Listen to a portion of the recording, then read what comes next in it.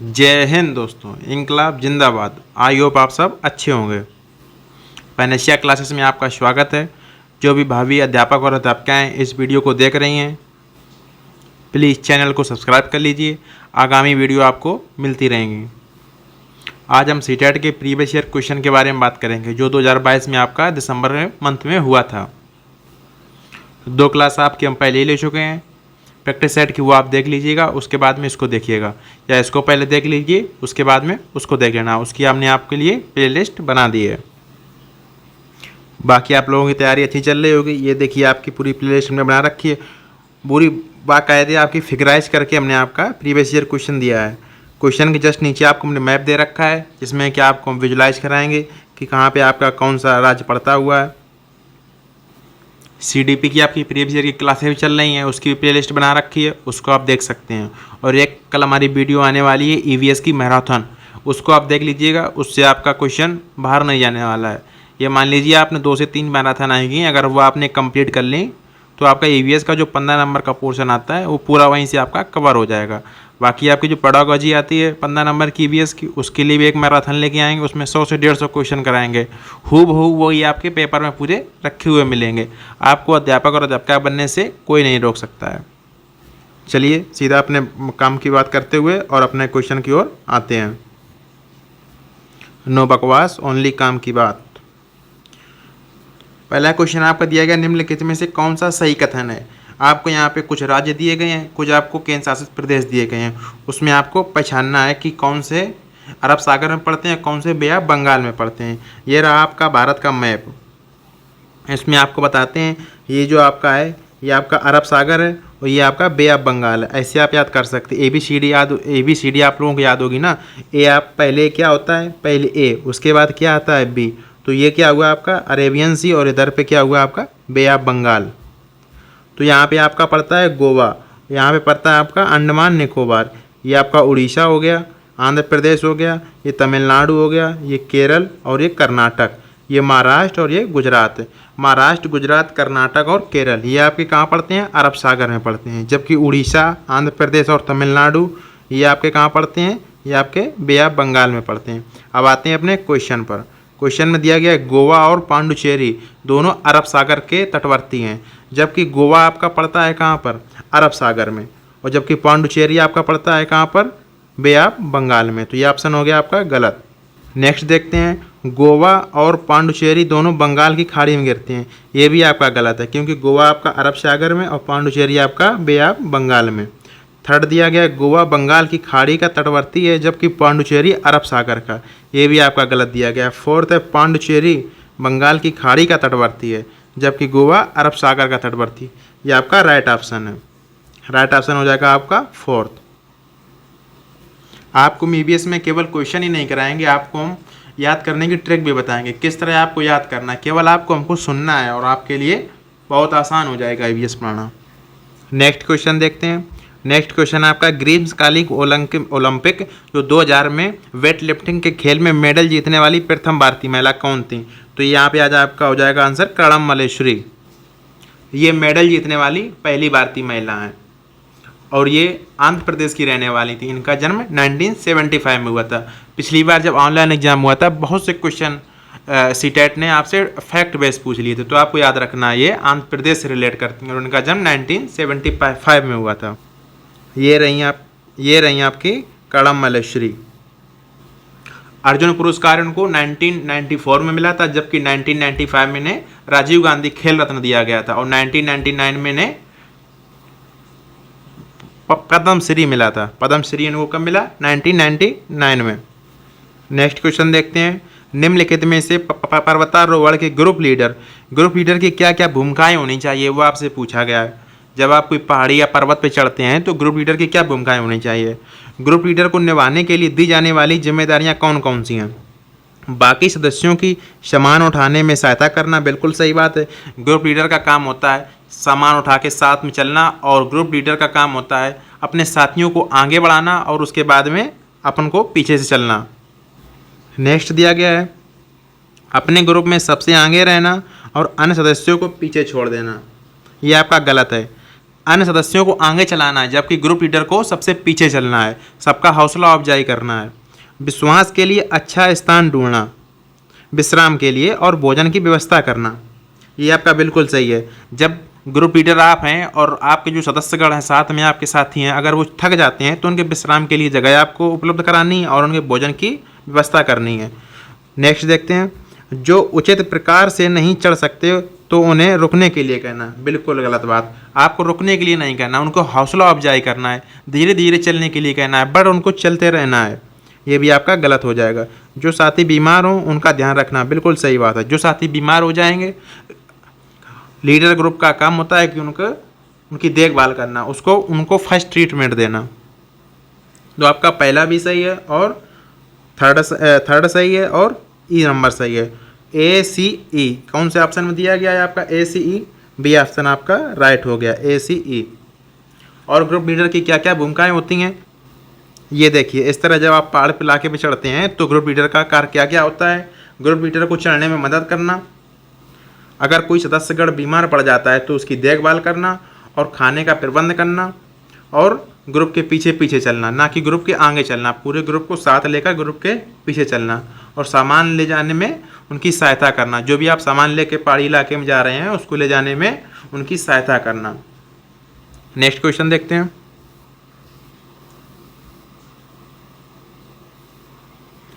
कक्षा 5 की पाठ्य पुस्तक में गोलकुंडा के किले का मानचित्र छपाया गया है। गोलकुंडा के किले से आपका एक क्वेश्चन ईवीएस में आपका जरूर आना है, सीटेट में।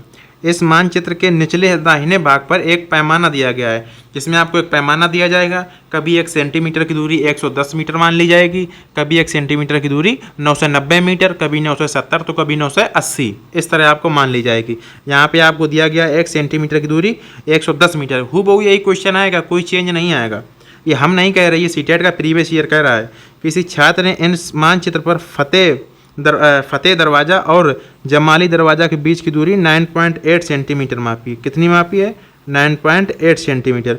इस माप के आधार पर इन दोनों स्थानों के बीच वास्तविक दूरी आपसे पूछी गई है। आपका पैमाना क्या दिया गया है? 1 सेंटीमीटर बराबर 110 मीटर।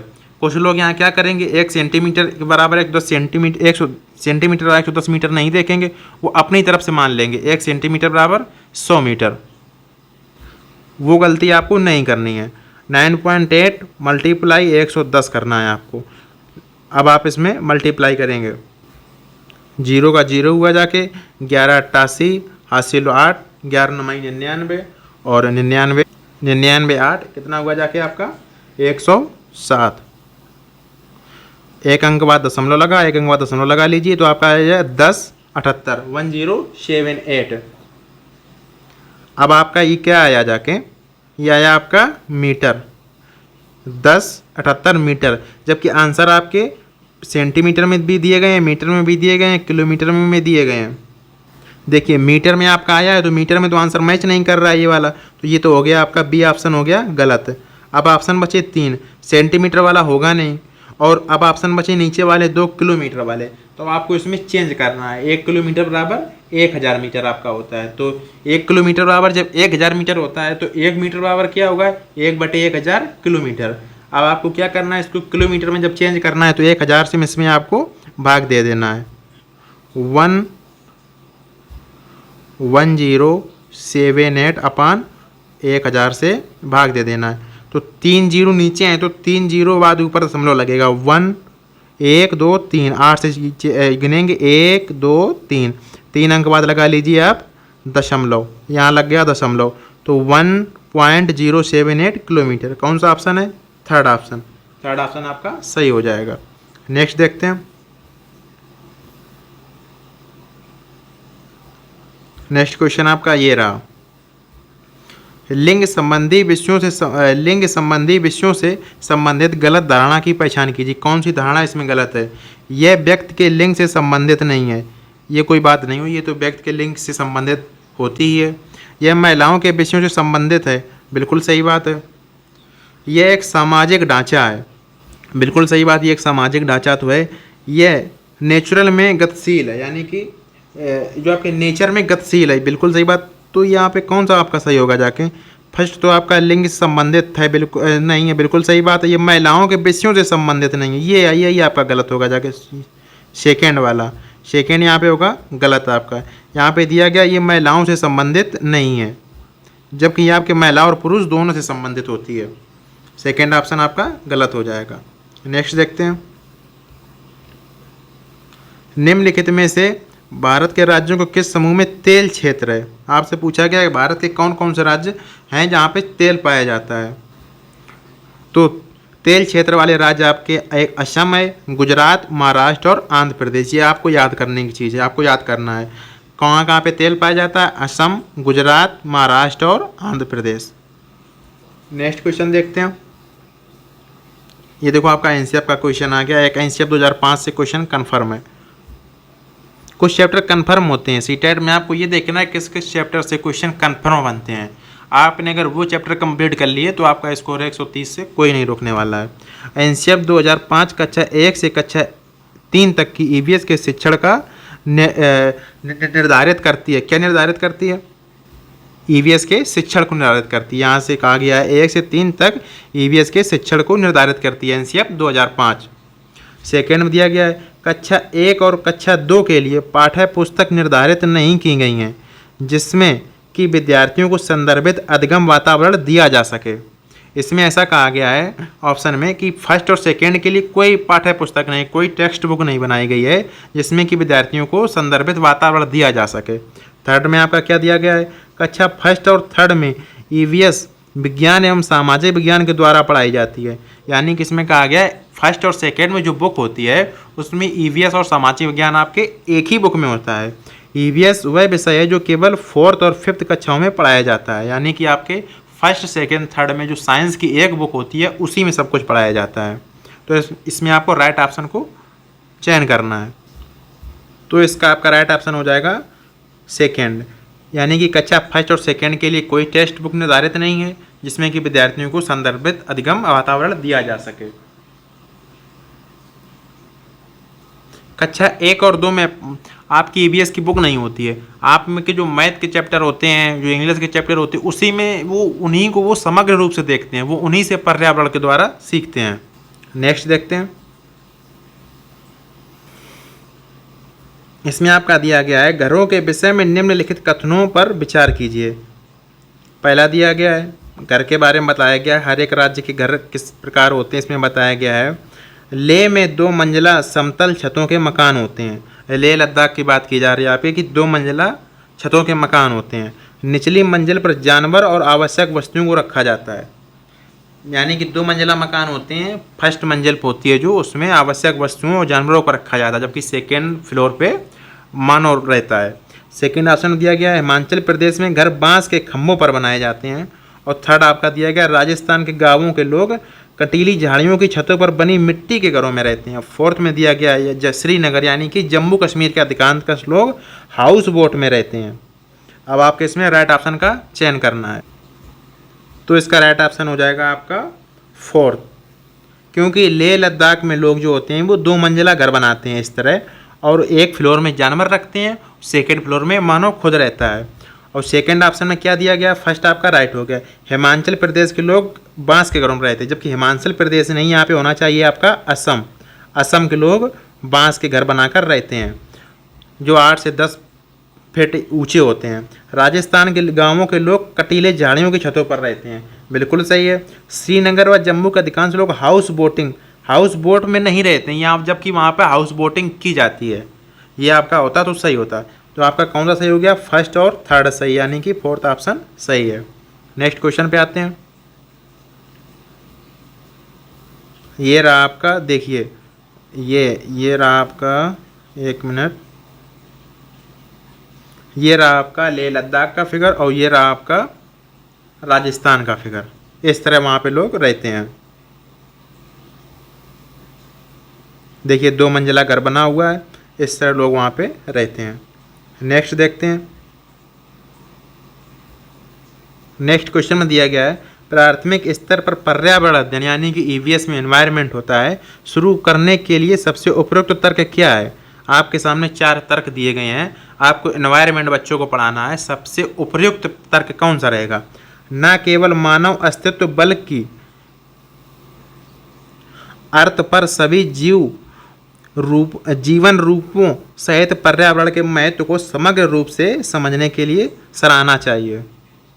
बिल्कुल सही बात आपके कहा गया है। केवल मानव के लिए नहीं, जितने भी जीव जंतु हैं सभी को पृथ्वी पर रहने के लिए आपको बच्चों को बताना चाहिए कि सभी के लिए ये पृथ्वी रहने के लिए है।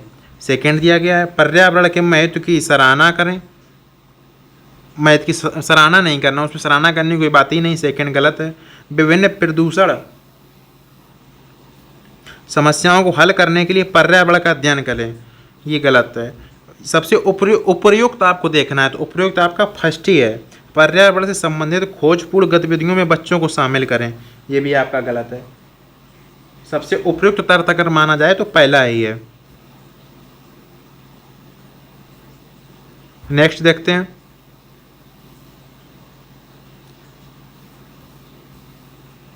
ये आपका हो चुका है। ग्रीष्मकाल में ओलंपिक स्टार्टिंग में करा चुके हैं, करुणा मल्लेश्वरी होगा।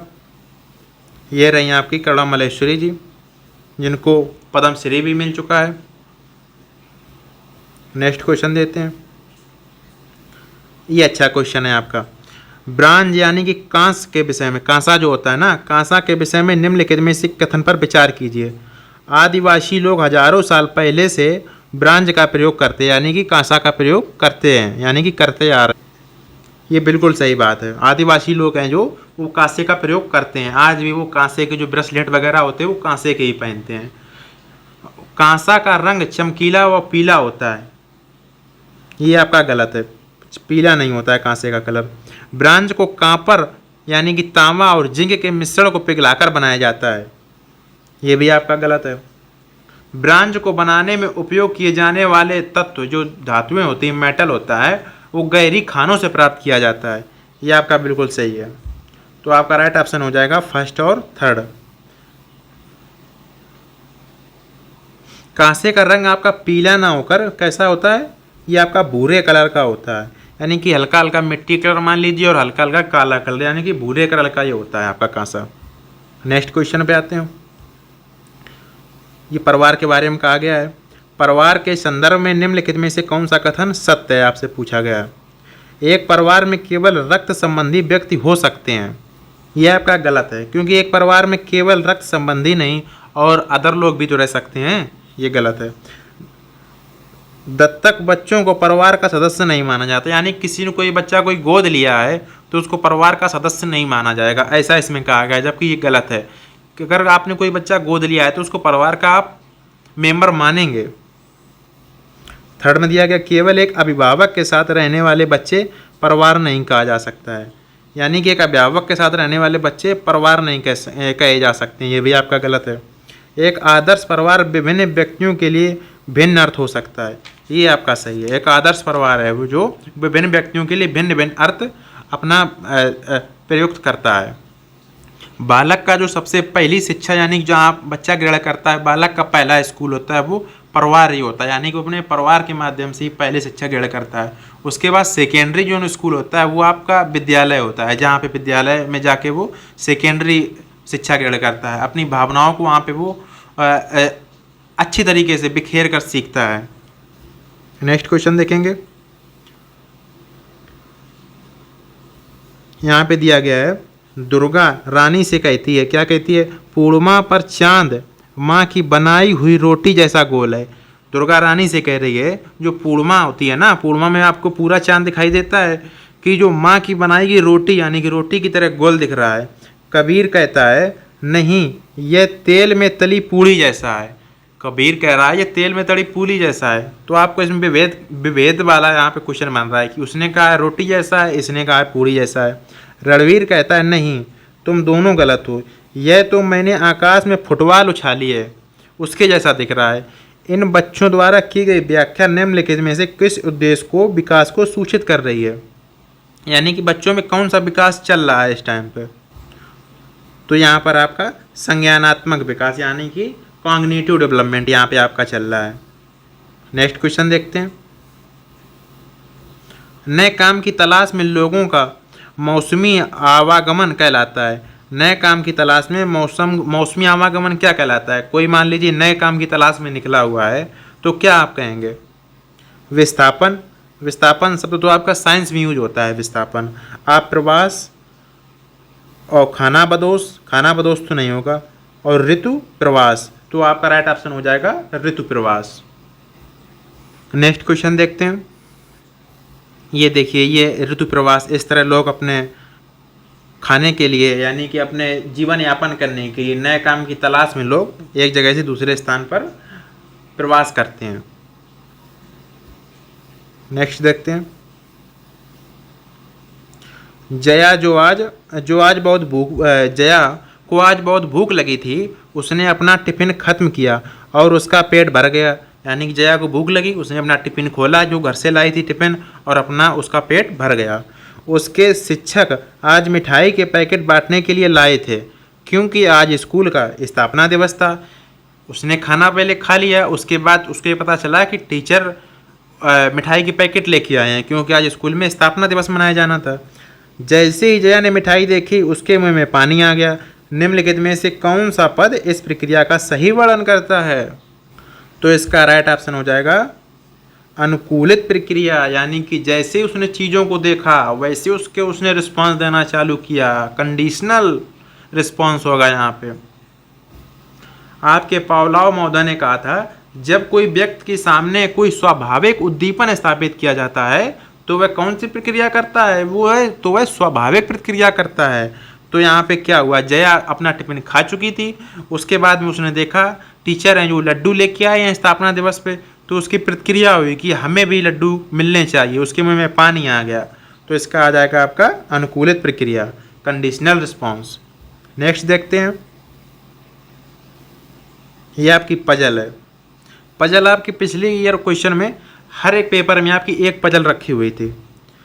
रंग स्लेटी पंजे गुलाबी, रंग स्लेटी पंजे गुलाबी, यानी कि जो पक्षी की बात की जा रही है यहाँ पे, जिसका जो कलर है वो स्लेटी कलर का है और जो पंजे हैं उसके वो गुलाबी कलर के हैं। गुटर गूँ करता हूँ, यानी कि गुटरू गुटरू करता हूँ। दिन भर शोर मचाता हूँ, घरों में अपना घर बनाता हूँ, यानी कि आपके ही घरों में, यानी कि जो मनुष्य होता है मनुष्य के घरों में ही अपना घर बनाता है। बोलो क्या कहलाता हूँ, तो आपका राइट ऑप्शन हो जाएगा कौन सा? फाख्ता। ये फाख्ता तो नहीं होगा, फाख्ता आपका घोंसला बनाता है। जहाँ पे इसको झाड़ियाँ दिखती हैं फाख्ता वहाँ पे अपना घोंसला बना लेता है, तो फाख्ता नहीं होगा। कोयल भी नहीं होगा क्योंकि कोयल अपना घोंसला बनाता नहीं है और कोयल की आवाज़ बहुत सुरीली होती है। कबूतर भी नहीं होगा। फोर्थ दिया गया बसंत गौरैया, तो बसंत गौरैया होने से तो राइट ऑप्शन हो जाएगा आपका कबूतर।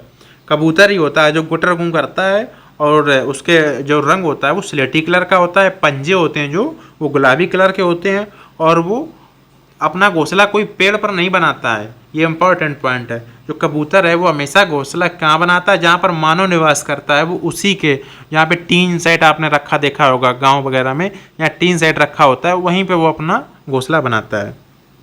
नेक्स्ट क्वेश्चन पे आते हैं। ये रहा आपका कबूतर। देखिए इस तरह जैसे टीन सेट है या घर में दीवार है, दीवार के पास में कटीले ये जो लकड़ी वगैरह होती है उसी में अपना ये घोंसला बना लेता है। नेक्स्ट देखते हैं।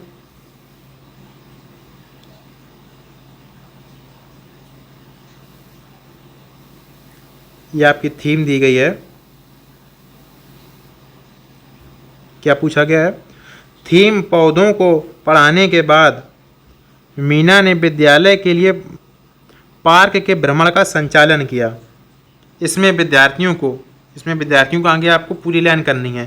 थीम पौधों, यानी कि एक टीचर थी जिसका नाम मीना था, उसने आपकी थीम पौधा पढ़ाया बच्चों को। उसके बाद उसने पौधा पढ़ाने के बाद उसको पार्क में बच्चों को भ्रमण के लिए ले गई। थीम याद रखने में मदद मिलेगी, ये आपका गलत हो गया है। थीम को याद रखने में मदद मिलेगी। आपको बच्चों को कोई भी चीज़ कभी भी लर्न नहीं करानी है, उनको केवल समझाना है, उनकी समझ का स्तर बढ़ाना है आपको। नेक्स्ट में क्या दिया गया है? फर्स्ट आपका गलत हो गया। पार्क में पौधों को पहचानने में मदद मिलेगी। हाँ, ये उपयुक्त हो सकता है लेकिन ये 100% नहीं। नेक्स्ट पे आते हैं। कक्षा के अधिगम को वास्तविक जीवन की स्थितियों से सहसंबंध कराने में मदद मिलेगी। ये आपका उपयुक्त लग रहा है, यानी कि ये बिल्कुल एग्जैक्ट आपका 100% लग रहा है। कक्षा के अधिगम को वास्तविक जीवन की स्थितियों को सहबद्ध कराने के लिए यानी कोरिलेट कराने के लिए मदद मिलेगी। तो राइट ऑप्शन हो जाएगा आपका थर्ड। फोर्थ देख लेते हैं क्या दिया गया है, पार्क में मस्ती करने की मदद मिलेगी। ये तो गलती हो गया।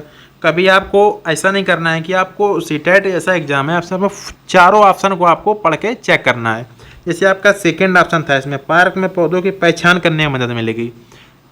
कभी कभी आप क्या होता है, आप सेकेंड ऑप्शन पढ़ा, आपको लगा हाँ ये सही हो सकता है, आपने उसको कर दिया क्लिक, जबकि उसके जस्ट आगे वाले ऑप्शन में उससे बेटर आंसर दिया गया था, वो आपका सही माना जाएगा सीटेट में। तो आपको हमेशा चारों ऑप्शन पढ़ने हैं, उसके बाद में राइट ऑप्शन का चयन करना है। नेक्स्ट देखते हैं। अब आ गया ये मधुमक्खियों का क्वेश्चन आपके सामने, ये रहा। अब आप बताइए, मधुमक्खी और उनके छत्तों के विषय में निम्नलिखित कथनों पर विचार कीजिए। मधुमक्खी और उनके छत्ते के बारे में क्वेश्चन आपका ईवीएस में कन्फर्म है। किसी शहद के छत्ते में केवल कुछ ही नर मक्खियाँ होती हैं, बिल्कुल सही बात है।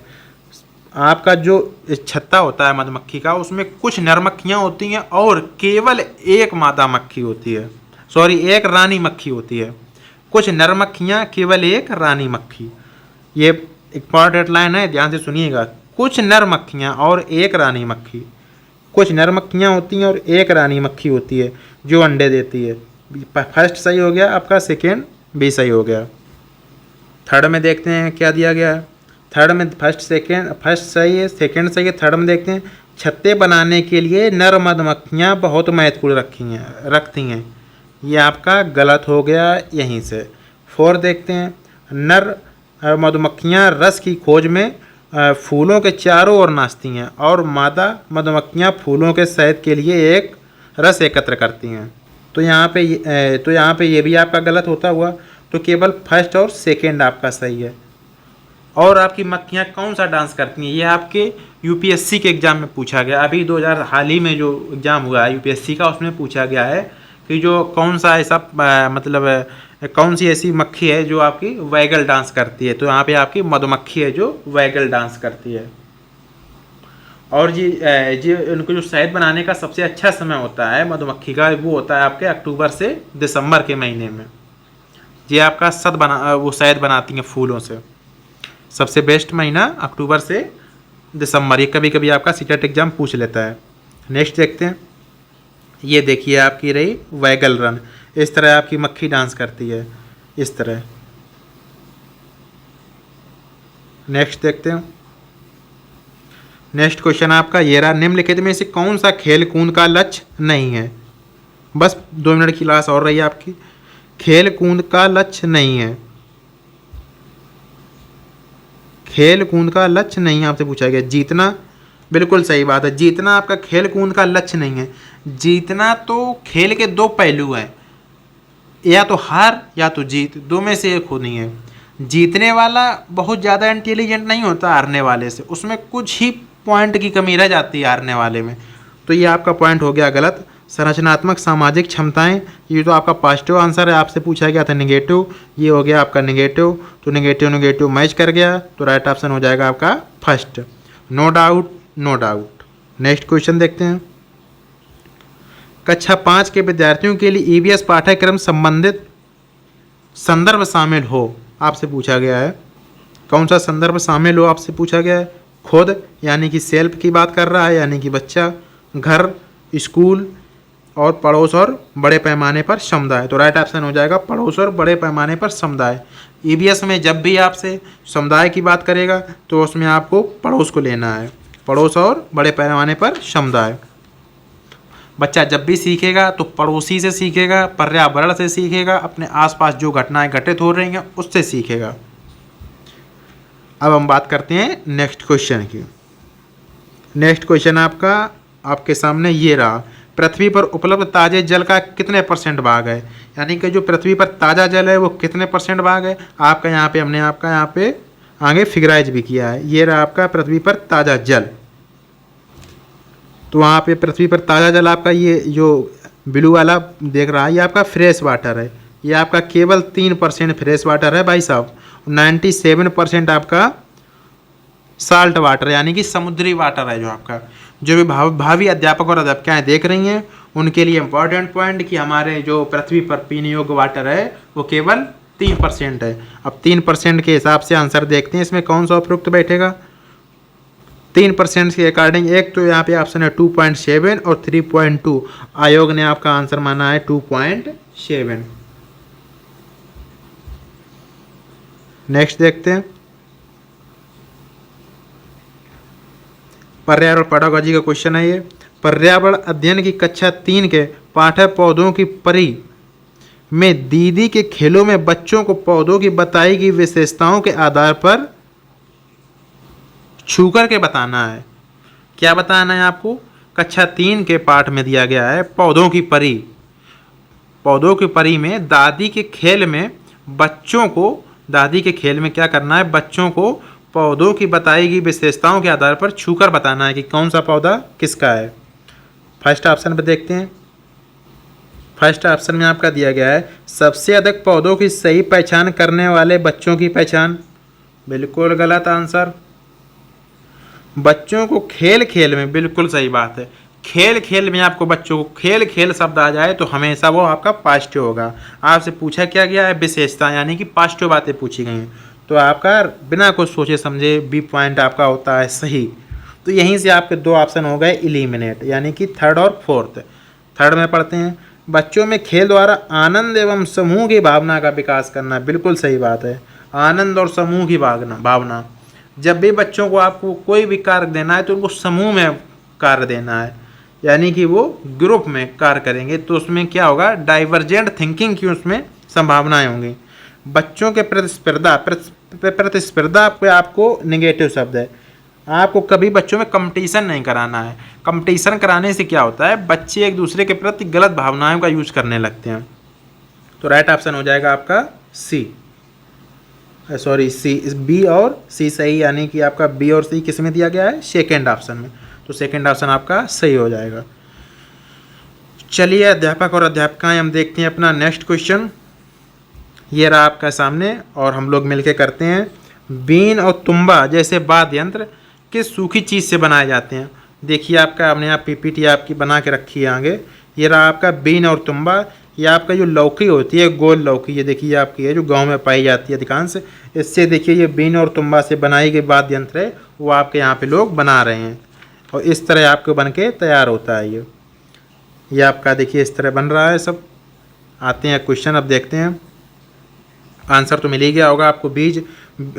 लौकी, बीन और तुम्बा जैसे वाद्य यंत्र किस सूखी चीज़ से बनाए जाते हैं? तो आपका राइट ऑप्शन हो जाएगा लौकी। ये लौकी से बनाए जाते हैं बीज और तुम्बा जैसे वाद्य यंत्र। ऐसे वाद्य यंत्रों का प्रयोग आपके राजस्थान में जो कालीबेलिया जात के लोग होते हैं, जो सांप को गले में डालकर डांस करते हैं, वो लोग इसका यूज करते हैं। चलिए देखते हैं नेक्स्ट क्वेश्चन। नेक्स्ट क्वेश्चन आपका ये रहा। बस 2 मिनट की क्लास और है आपकी, चिंतित ना हो। सीखने के रूप में आकलन के लिए अवसर प्रदान करता है। आकलन के लिए कौन कौन से अवसर प्रदान किए जाते हैं? आत्म प्रतिबिंब, यानी कि सेल्फ रिफ्लेक्शन, बच्चा खुद से सीखेगा। सेल्फ, हमें क्या गलतियां हैं, क्या खामियां हैं, बिल्कुल सही बात है, फर्स्ट सही है। सहकर्मी आकलन, यानी कि पीयर असेसमेंट, दोस्तों के साथ समूह बनाकर, बिल्कुल सही है। योगात्मक आकलन, समेटिव असिस्टेंट, बिल्कुल सही है भैया आपका है। फोर्थ आपका दिया गया है रचनात्मक प्रतिस्पर्धा, इसमें नहीं है, ये आपका हो जाएगा गलत। ए, बी और सी तीनों सही हैं, तो राइट ऑप्शन हो जाएगा ए, बी। एक मिनट यहाँ पे देखिए, पहला आपका सही है आत्म और सहकर्मी, यानी कि पीयर हो जाएगा। योगात्मक नहीं, सॉरी, यहाँ पे अगर फॉर्मेटिव असेसमेंट की बात करता तो आपका सही होता है, लेकिन यहाँ पे समेटिव असेसमेंट की बात की गई। फॉर्मेटिव असेसमेंट में हमेशा बच्चा सीखता है, ना कि समेटिव असेसमेंट में, तो आपका सी हो जाएगा गलत। रचनात्मकता, बिल्कुल सही बात है। रचनात्मकता कंस्ट्रक्टिव के साथ, फीडबैक के साथ, यानी कि बच्चे ने अगर कोई गलती की तो उसका फीडबैक उसको मिलना चाहिए, उससे वो बच्चा सुधार करेगा अपने आप में। तो फोर्थ सही है, ए, बी और सी सही है। ए, बी और डी, ए, बी, डी किसी में आपका सेकेंड ऑप्शन में है, राइट ऑप्शन हो जाएगा आपका सेकेंड। नेक्स्ट देखते हैं, ये भी आपका आकलन का क्वेश्चन है। एक आकलन उपकरण जो न केवल सर्वोच्च बल्कि बच्चे के सभी प्रकार के कार्यों या समय की अवधि में की गई गतिविधियों को एकत्र करता है, वह क्या कहलाता है? पोर्टफोलियो, उपाख्यानात्मक रिकॉर्ड, रूब्रिका और संचयी रिकॉर्ड। क्या कहलाएगा आप लोगों के अकॉर्डिंग? पोर्टफोलियो। पोर्टफोलियो जो होता है, जो एक प्रकार से बच्चों के आकलन का एक उपकरण होता है। उपकरण क्या कह सकते हैं आप इसको? इसमें क्या होता है कि बच्चों की सभी प्रकार की गतिविधियां इसमें पोर्टफोलियो में आपकी समाहित होती हैं, जिससे कि बच्चे का आकलन किया जाता है। नेक्स्ट देखते हैं। ईवीएस को एक एकीकृत विषय के रूप में देखा जाता है, क्योंकि ईवीएस को आप एकीकृत विषय के रूप में क्यों देखते हैं, ये आपसे पूछा गया है। यह विज्ञान, सामाजिक विषय, पर्यावरण में अंतर्दृष्टि प्राप्त है। और सेकेंड में दिया गया है, इसमें ईवीएस के अध्ययन में छात्रों, शिक्षकों और अभिभावकों को शामिल किया गया है। थर्ड, यह समुदाय को ईवीएस सीखने में एकीकृत करता है। बिल्कुल गलत बात, कहाँ से बात हुई? यह गतिविधियों, प्रयोगों और चर्चाओं में ईवीएस की शिक्षा में एकीकृत करता है। तो इसका राइट ऑप्शन हो जाएगा फर्स्ट। यह विज्ञान, सामाजिक विज्ञान, साइंस यानी और सोशल साइंस और पर्यावरण यानी कि ईवीएस शिक्षा से अंतर्दृष्टि प्राप्त है। बिल्कुल सही बात है। नेक्स्ट देखते हैं। नेक्स्ट क्वेश्चन आपका स्क्रीन पर ये रहा बच्चों, सॉरी बच्चों कह रहे हैं आप लोगों को, आप लोग तो भाभी छात्र और छात्राएं हैं। मानचित्र पठन गतिविधि के दौरान जयंती अपने मित्र से कहती है, नक्शे पर हमारा गांव पड़ोस के शहर में रेखा द्वारा विभाजित क्यों नहीं है? जब मैं पिताजी के साथ सब्जियां बेचने शहर जाती हूँ तो मुझे ऐसी रेखाएं नहीं दिखती हैं। जयंती क्या कर रही है? आपसे पूछा गया है जयंती क्या कर रही है? वास्तविक जीवन अनुभव को कक्षा कक्ष गतिविधियों से संबंधित करना चाहती है। सेकेंड में आपके दिया गया है कक्षा कक्ष गतिविधियों पर उच्च स्त्री चिंतन का प्रयोग। बिल्कुल सही बात है, उच्च स्त्री चिंतन का प्रयोग कर रही है वो कुछ क्रिएटिव सोचने की बात कर रही है वो। नेक्स्ट देखते हैं। अपने परिवेश के प्रति स्वाभाविक जिज्ञासा और अवलोकन पर चिंतन करना, तर्क का प्रयोग करना। बिल्कुल सही बात, अवलोकन पर वो चिंतन कर रही है। तो राइट ऑप्शन बी और डी दोनों है आपके इसमें। कक्षा कक्ष गतिविधि पर उच्च स्त्री चिंतन का भी प्रयोग कर रही है, अवलोकन पर चिंतन का, तर्क का प्रयोग भी कर रही है। आपके यहाँ पे क्वेश्चन एक गलत लगाया है हमारे जो पीपीटी बनाने वाले हैं उन्होंने, क्योंकि इसमें आपका ऑप्शन नहीं दिए गए हैं। इसमें नीचे आपके ऑप्शन 4 होने चाहिए थे, जिसमें आपका बी और डी सही होगा। कल क्लास लेते हैं आपकी पीपीटी बनाने वाले सर की। नेक्स्ट देखते हैं।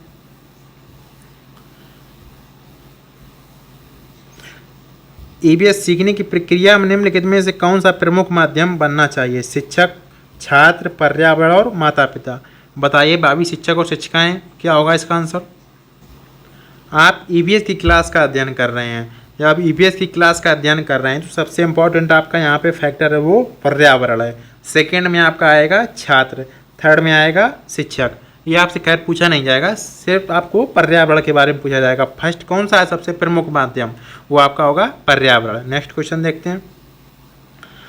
पर्यावरण अध्ययन की प्रकृति को निम्नलिखित में से कौन सा पद सबसे उपयुक्त रूप से परिभाषित करता है? पर्यावरण अध्ययन की प्रकृति में कौन सा पद सबसे उपयुक्त रूप से परिभाषित करता है? स्थायी, एक दिशा विषयक, वस्तुनिष्ठ, अनुभवजन्य। तो इसका राइट ऑप्शन हो जाएगा आपका अनुभवजन्य।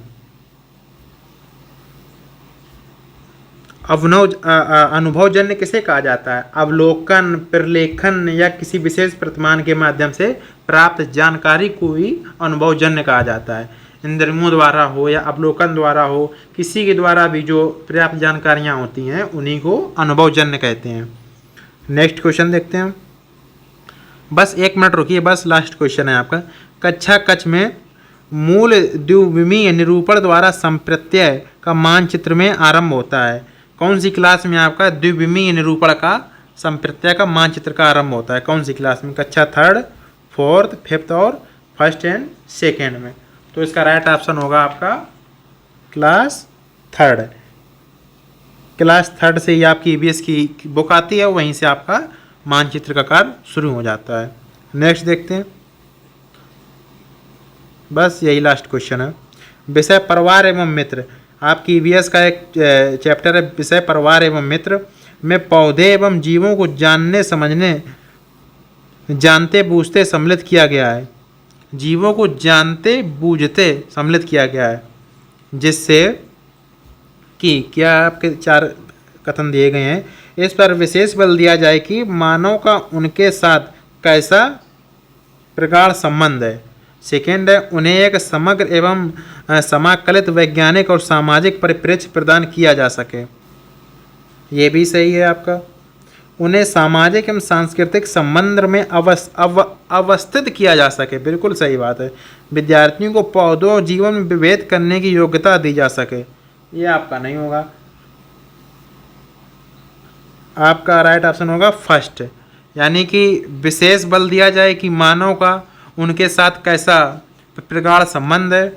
और सेकेंड है, उन्होंने एक समग्र एवं समाकलित वैज्ञानिक और सामाजिक जो अपने वातावरण बना रखा है उसका ज्ञान दिया जाए। उन्हें सामाजिक एवं सांस्कृतिक संबंध में अवस्थित किया जा सके, इसका ज्ञान दिया जाए। थर्ड देखते हैं आगे आपका कौन सा क्वेश्चन बचा है, और यहीं से आपकी क्लास होती है आपकी द एंड। अगर आपको क्लास अच्छी लगी हो तो आप चैनल को सब्सक्राइब कर लीजिए, और लास्ट तक क्लास देखने के लिए आपका बहुत बहुत धन्यवाद। और आपके जो सुझाव हों वो आप नीचे कमेंट बॉक्स में दे सकते हैं।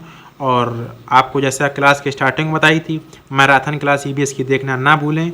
एक मैराथन क्लास आपकी आ चुकी है, और एक या 2 मैराथन क्लास आपकी ईवीएस पर और आने वाली हैं। इसी तरह आपको फ्री क्लासेस मिलती रहेंगी, और सीडीपी की क्लास भी आपकी चल रही है, उसको भी देखना ना भूलें। और चैनल को सब्सक्राइब कर लीजिए, और फ्री पीडीएफ पाने के लिए और डेली की न्यू अपडेट पाने के लिए आप टेलीग्राम ग्रुप से जुड़ना ना भूलें। और आज की क्लास यहीं पे विराम देते हैं। भारत माता की जय, इंकलाब जिंदाबाद। Thank you.